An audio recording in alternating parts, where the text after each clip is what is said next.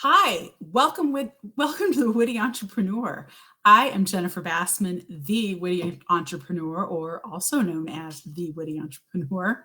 I'm glad that you're here today. I'm glad that you're joining me today. I've got kind of an interesting, kind of a self-introspective Facebook Live planned for today.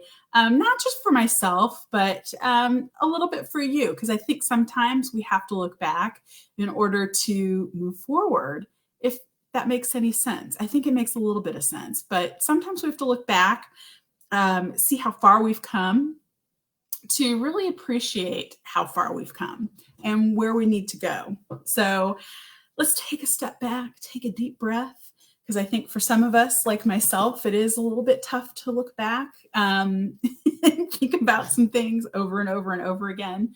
But just in case you haven't joined me before, I am Jennifer Bassman, as I said before, the Witty Entrepreneur. I'm a leading authority in recovering from burnout and helping others create boundaries. I help business owners with their feelings of overwhelm, get past their fears of failure, so that they thrive and they feel confident to conquer the world on their own terms. I'm a certified Clifton Strengths or Strength Finders coach and a business owner that loves helping other service business owners rebuild their businesses so that their business caters to their strengths and they end up doing far more of what they love. That's super important, to be doing what you love. I'm also the author of Stop Being a Doormat, that is due out the beginning of September. I am super, super excited. So because this is my Facebook Live, my Facebook page, I have zero problem with self-promoting my book that will be out in just a few weeks. And yes, you're going to keep hearing about this. We're going to keep talking about this. I would also encourage you to sign up for my newsletter at jenniferbassman.com so that you can get updates about exactly when the book will be out and just some other freebies and goings on and musings. But it is definitely worth it to be part of my email group. I don't spam you. I don't send you a ton of emails. Because I know I don't like being spammed and I don't like getting a ton of emails, but I do like to stay in touch and I do want to keep you updated and I do want to keep that lifeline to my burned out friends. So without further ado, let's keep chatting. Today, we're going to talk about and answer that question of, what do I wish my younger self knew? And specifically, can I think back to a point, or is there a point that I can think back to where I think, oh my God, I wish I had known? Or can I think back to a point where I would say something more along the lines of, I wish I could have told myself then, my future self could have done a Back to the Future thing with Michael J. Fox and gone back to a specific point in time. And I'm looking for, or I was looking for, and I hope you will look for, a very specific point in time, not just kind of a general time, but a very specific point in time where one little interference by you, your future self, could have made a massive difference. That's what I'm talking about.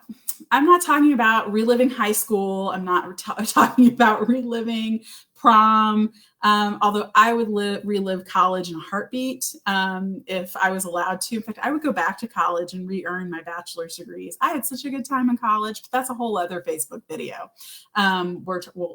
we can do sometime.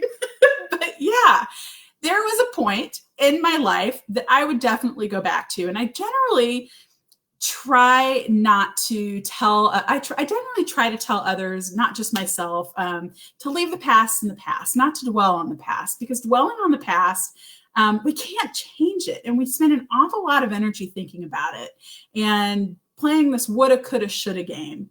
The only time I would ever encourage you to go back and think about your past, spend a little bit of time there, is if you can learn something from your past so that you can avoid making those same mistakes again. So in that case, kind of in that light, I do have a certain point that I would like to go back to. And like I said, I have zero interest in approaching my younger self before the age of 22, because those were definitely foundational and pivotal years. You learn what you learn. You are who you are. that's a great time. And I put 22 roughly as an age. You're supposed to be making mistakes. You're supposed to be screwing up. You're supposed to not have any idea what's going on and what you're doing.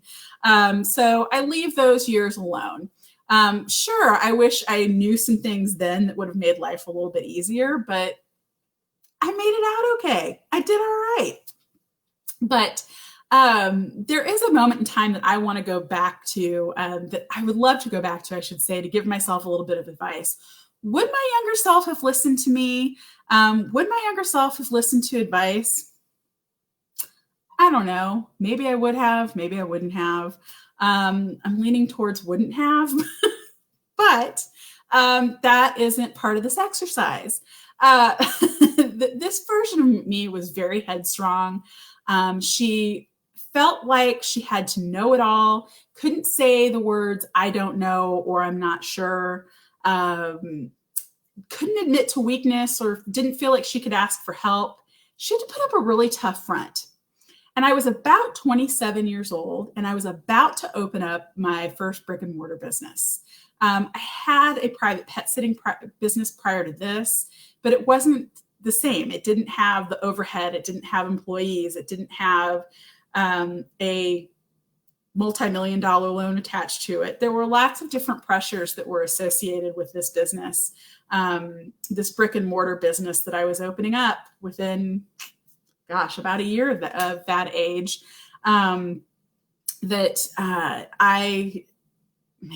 What a time. I was about 27. Like I said, I was scared. I was intimidated. I didn't really understand or know what I was getting myself into. Owning a business sounded cool. Having a huge business sounded even cooler. I'm not going to lie. There was so much going on, and there was still so much I didn't understand about owning and operating a business with employees. And I didn't know what I didn't know. A little bit scary when you think about it. I had bad business partners. There were just things that weren't gelling, and I just didn't know at the time that they weren't really gelling. So what I really wish that I sound like a Bugs Bunny right there. What I really wish that I could have told myself then, that my future self could have gone back and told my 27-year-old self, is that, girl, you need some boundaries. You really need some boundaries.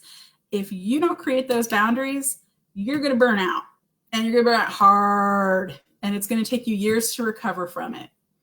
Maybe my 27-year-old self would have listened. Maybe she wouldn't. I would like to think that she would have. She would have taken a step back and gone, that sounds kind of serious. That doesn't sound very good. But I wish that I had respected myself enough at the age of 27 to have instilled some boundaries, because opening a business the size of the one that I opened was, and the debt that we took on with the terrible business partners that I had, with the hours that I was working and all the demands that come with owning a business that operates 24 hours a day, 7 days a week, I had no boundaries.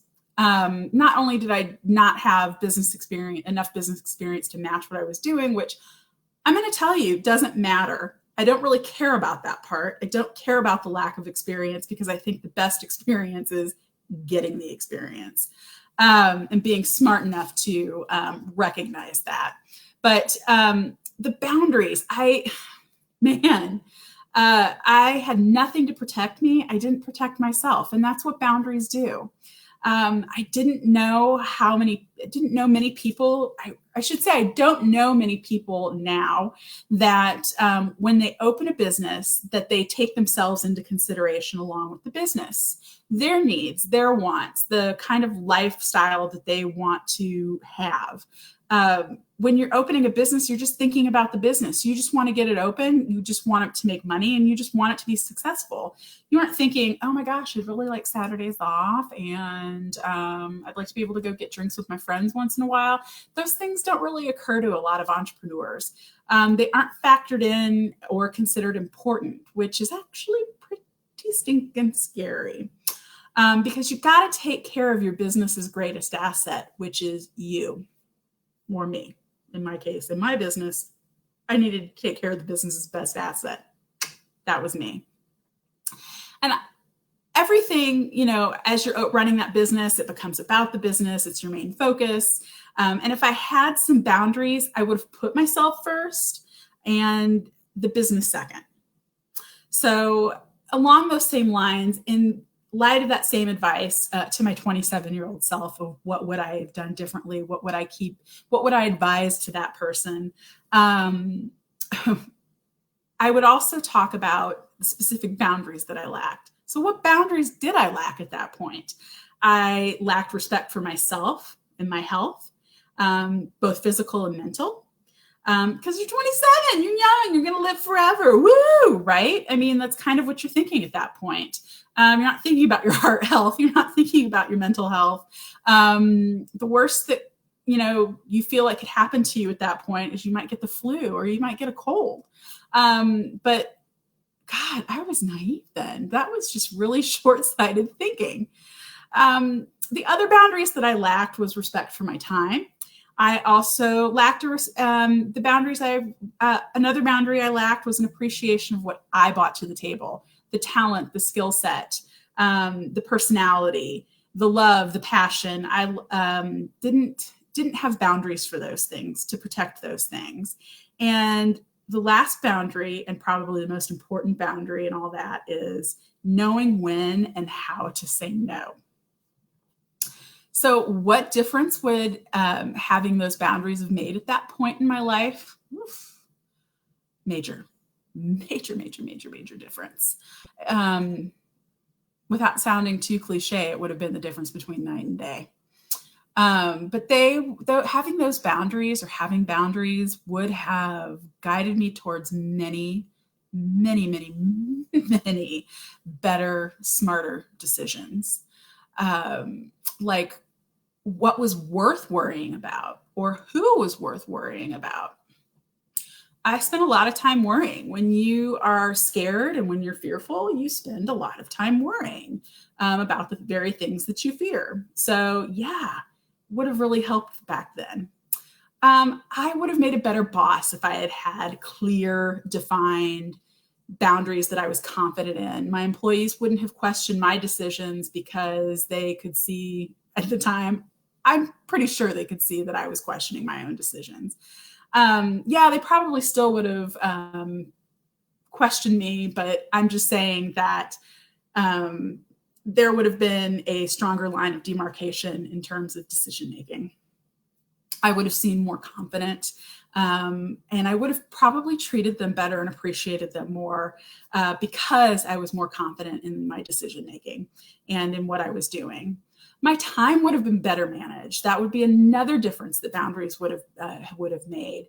I would have been more focused, and I would not have been so overwhelmed, because there comes that word no again. I would have been saying no. So I wouldn't have taken on so much and would have asked for help. Boundaries would have provided me with the guidance that I desperately needed at that time. And I did know at that time that I needed guidance. I just didn't know where to get it.